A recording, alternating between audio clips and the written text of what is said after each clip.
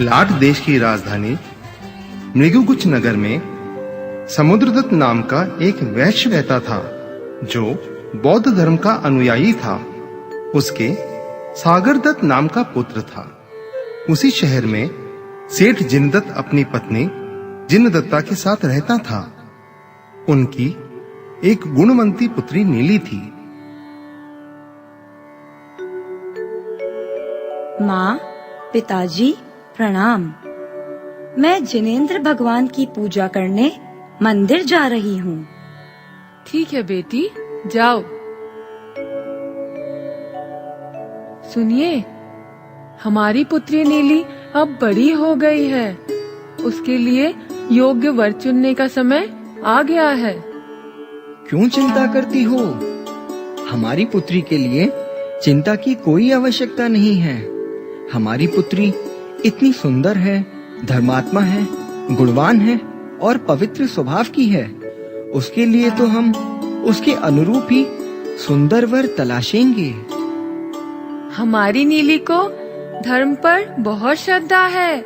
ऐसा ही कोई धर्मात्मा वर मिले तो हमारी नीली खुश रहेगी। ठीक कहा तुमने। हमारी तो सिर्फ एक ही संतान है, लाडली है। हे प्रभु, इसे इसके योग्य ही वर मिले।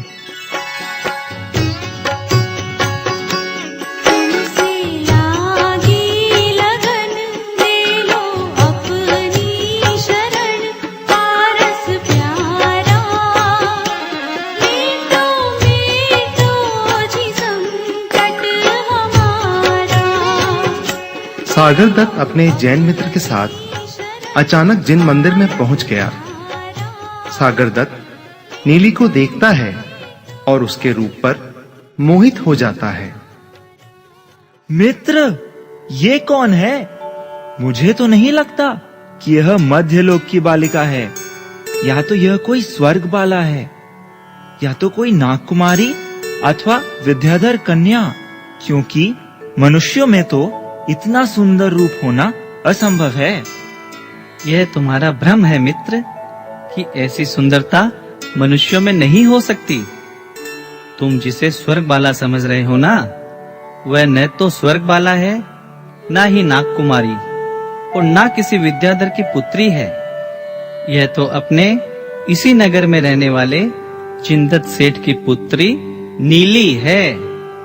मित्र, इसे देखकर मैं विचलित हो गया हूँ। ये मेरे मन को भा गई है। मुझे तो इसी से विवाह करना है। होश में तो हो मेरे मित्र, इसे पाना असंभव है। वो जैन कुल की है और तुम बौद्ध हो। चाहे कुछ भी हो जाए, मुझे तो इसे पाना ही है। सागरदत्त अपने मित्र द्वारा नीली के बारे में जानकर आश्चर्यचकित रह गया। नीली के आकर्षण ने उसके हृदय पर अपना अधिकार कर लिया। वह दिन रात नीली के विषय में सोचकर अस्वस्थ होने लगा। उसका खाना पीना भी छूट गया। किस तरह नीली को प्राप्त करूं, यह चिंता उसे सताने लगी। सागरदत्त की हालत को देखकर उसके पिता समुद्रदत्त को उसकी चिंता हो गई। सागरदत्त, ये तुमने क्या हालत बना रखी है? किस बात की चिंता तुम्हें सता रही है? कम से कम मुझे तो बताओ। पिताजी, मैं जिनदत्त सेठ की पुत्री नीली से विवाह करना चाहता हूँ। क्या कहा? जिनदत्त की पुत्री? हाँ पिताजी, मुझे उसी से विवाह करना है।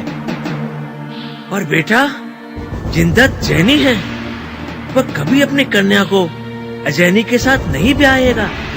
यह उचित नहीं है कि अप्राप्य वस्तु के लिए इस प्रकार तड़प तड़प कर अपनी जान को जोखिम में डालो। तुम्हें यह अनुचित विचार छोड़ देना चाहिए। मैं नीली के बिना नहीं रह सकता पिताजी। क्या करूं? मुझे किसी तरह सेठ की कन्या के साथ इसका विवाह कराना ही होगा, अन्यथा ये अपने जीवन से हाथ धो बैठेगा। सागरदत्त, एक उपाय है। क्या पिताजी? शीघ्र बताइए। कुछ समय के लिए हम जैनी बन जाते हैं। जैनी? पर वो कैसे पिताजी? हम लोग नित्य जैन मंदिर जाएंगे, पूजा स्वाध्याय करेंगे। मैंने सुना है जिनदत्त सरल स्वभाव का व्यक्ति है। वो हमारे इस कृत्य को नहीं समझ पाएगा। हम धीरे धीरे जिनदत्त से परिचय बढ़ा लेंगे ताकि जिनदत्त हमें जैनी समझकर अपनी कन्या का विवाह तुमसे कर दे। ठीक है पिताजी, ये युक्ति मुझे भी अच्छी लग रही है। अपनी युक्ति के अनुसार समुद्रदत्त और सागरदत्त जैन मंदिर में जाने लगे। थोड़े ही दिनों में पिता पुत्र ने अपने जैन हो जाने का लोगों को विश्वास करा दिया और समुद्रदत्त का चक्र जिनदत्त पर भी चल पड़ा। जय जिनेंद्र। जय जिनेंद्र भाई साहब, आइए। लगता है धर्म ध्यान में आपकी बहुत रुचि है। आपकी इस रुचि को देखकर मैं अत्यंत प्रभावित हूँ। भाई जिनदत्त, हम दोनों का परिवार एक जैसा ही है। मैं चाहता हूँ कि मेरे पुत्र का विवाह आपकी कन्या नीली से हो जाए। दोनों धर्मात्मा हैं, खूब बनेगी। ठीक है, मैं अपनी पत्नी से इस बारे में चर्चा करके निर्णय बताता हूँ।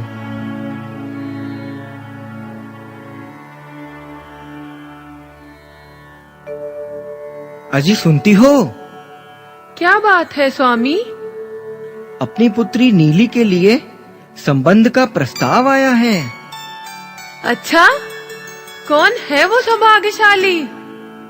मंदिर जी में एक पिता पुत्र नित्य दर्शन पूजन करने आते हैं। सेठ समुद्रदत्त, उनका पुत्र सागरदत्त, दोनों बड़े ही धर्मात्मा हैं। सेठ समुद्रदत्त ने अपने पुत्र सागरदत्त के लिए अपनी नीली का हाथ मांगा है। आपकी क्या राय है स्वामी? मुझे तो यह संबंध ठीक ही लगता है। ठीक है, तो मैं विवाह की तैयारियां शुरू करती हूँ।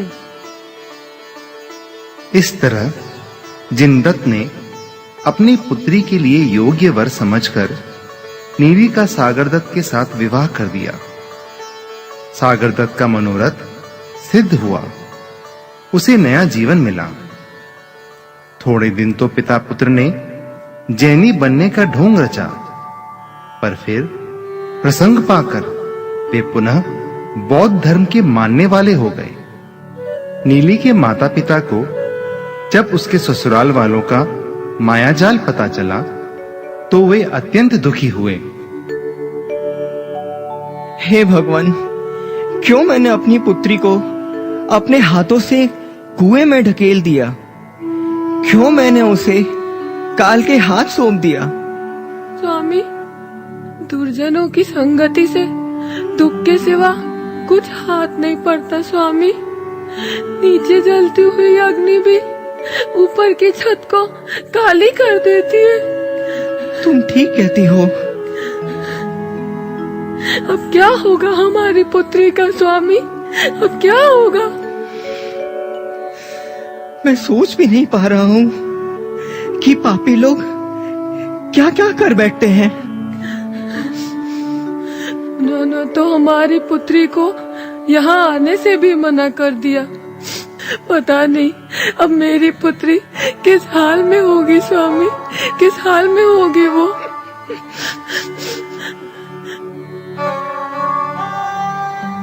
नीली सम्यक दृष्टि थी। उसे अपने भाग्य के अनुसार जो पति मिला उसे ही वह अपना देवता समझती थी और उसकी सेवा में कभी रत्ती भर भी कमी नहीं होने देती थी। उसका प्रेम पवित्र और आदर्श था। इतना होने के बाद भी उसने अपना जैन धर्म नहीं छोड़ा। वह बराबर जिन भगवान की पूजा, व्रत, उपवास और स्वाध्याय करती रहती थी। उसे अपने धर्म कर्म में बहुत श्रद्धा थी और वह पात्रों को भी दान देती रहती थी। पर उसके श्वशुर समुद्रदत्त को नीली का जैन धर्म का पालन करना खटकता था। नीली जैन धर्म में बहुत विश्वास करती है। मेरी इच्छा है कि वो भी बौद्ध धर्म को अपनावे।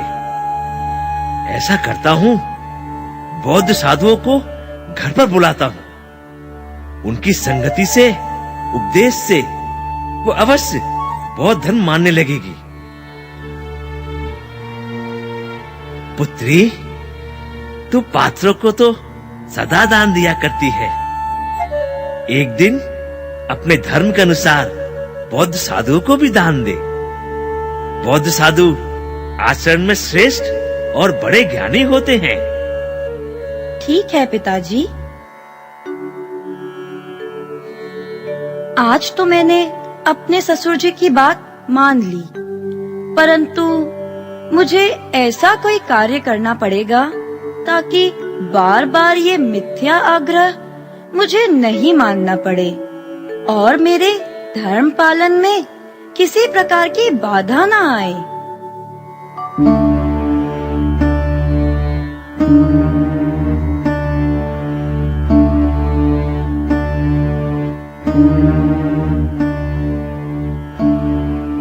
आइए स्वामी जी, पधारिए। आपके आने से हमारा घर पवित्र हो गया। सुखी रहो पुत्री, तुम्हारे घर में सबके पवित्र संस्कार हैं। स्वामी जी, भोजन तैयार होने में अभी थोड़ा समय है। आप यहाँ विराजिए, मैं अभी आती हूँ। नीली ने अपनी दासी द्वारा साधुओं की चप्पलें मंगाई। चप्पलों के छोटे छोटे टुकड़े करवाकर उसकी मिठाई बनाई और भोजन में साधुओं को खिला दिया।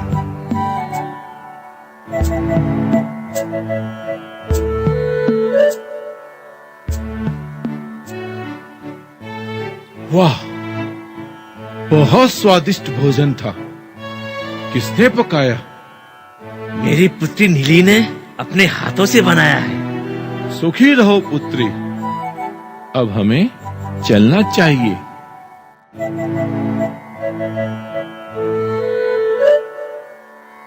बाहर आने पर साधुओं को अपनी चप्पलें नहीं मिलती हैं। वह अपनी चप्पलों को इधर-उधर ढूंढते हैं। बेटी, हमारी चप्पल नहीं मिल रही है। महाराज, मैंने सुना है साधु लोग बड़े ज्ञानी होते हैं। क्या आप अपने ही चप्पलों का हाल नहीं जानते? क्या तात्पर्य है? स्वामी जी, अगर आप नहीं जानते तो मैं बता देती हूँ। आपकी चप्पल आपके पेट में है। क्या? क्या कहा तुमने? हमारे पेट में चप्पलें हैं? जी स्वामी जी, विश्वास नहीं आता तो आप उल्टी करके देख लेवें। साधुओं ने उल्टी की तो उन्हें उल्टी में चप्पलों के छोटे छोटे टुकड़े दिखाई दिए। एक साधु का अपमान! इतना अपमान! घोर अपमान! ये तुमने अच्छा नहीं किया। इस दुस्साहस का फल तुम्हें भोगना पड़ेगा। तुम्हारा सर्वनाश निश्चित है।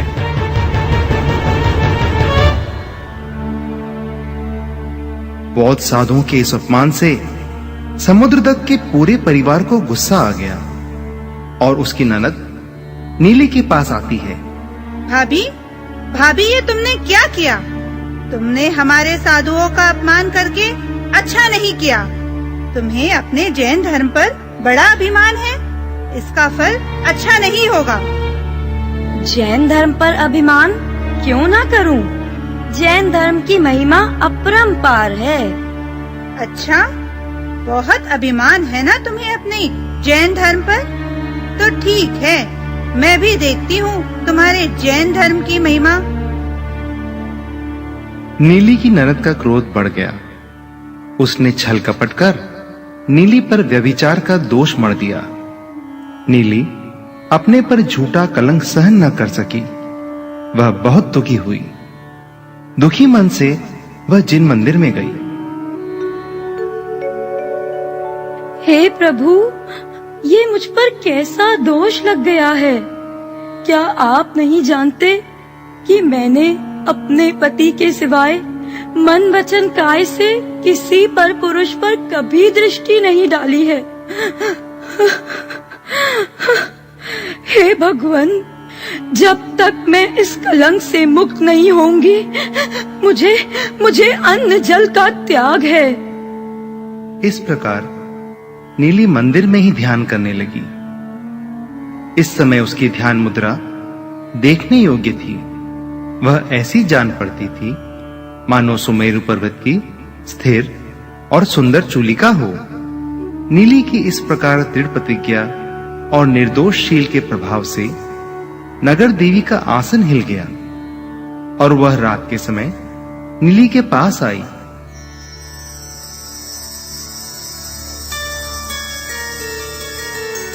सतियों की शिरोमणि, तुम्हें इस प्रकार निराहार रहकर प्राणों को कष्ट में डालना उचित नहीं है। सुनो, मैं आज नगर के प्रतिष्ठित पुरुषों को तथा राजा को एक स्वप्न देकर नगर के सभी दरवाजे बंद कर दूंगी। वे तभी खुलेंगे जब उन्हें कोई नगर की महासती अपने पांवों से छुएगी। जब राज कर्मचारी तुम्हें वहां ले जाएंगे, तब तुम उन दरवाजों को अपने पांव से स्पर्श करना। तुम्हारे स्पर्श से ही वह दरवाजे खुल जाएंगे और तुम कलंक से मुक्त हो जाओगी।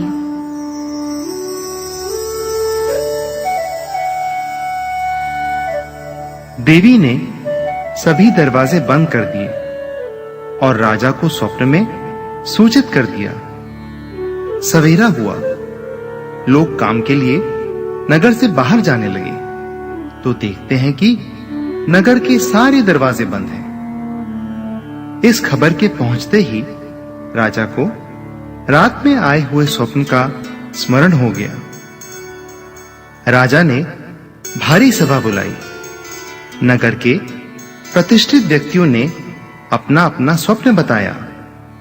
सबकी सम्मति से स्वप्न के अनुसार दरवाजों को खोलने के लिए नगर की स्त्रियां बुलवाई गईं। सबने दरवाजे को छुआ, पर दरवाजे नहीं खुले। नीली को भी बुलवाया गया। नीली ने जैसे ही अपने चरण से दरवाजे को स्पर्श किया, दरवाजे खुल गए। सब जगह नीली की जय जयकार हुई। राजा ने वस्त्र आभूषण भेंट कर नीली का सम्मान किया। बेटी नीली, तुम धन्य हो। हमें बेहद खुशी है कि तुम हमारे परिवार की बहू हो। मुझे माफ कर दो भाभी, मैंने ही क्रोध के आवेश में ये घृणित कार्य किया है। मैंने शीलवती के शील को बदनाम किया है।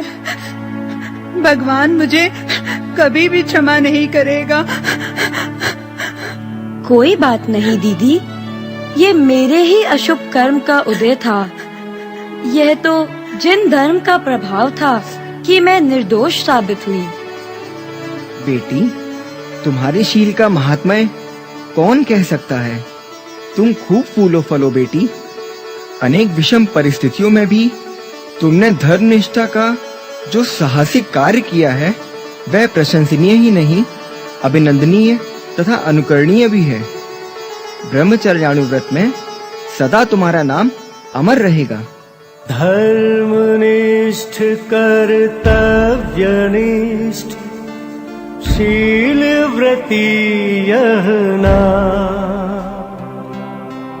दोष मढ़ा पर ननद ने नीली करे व्यभिचार।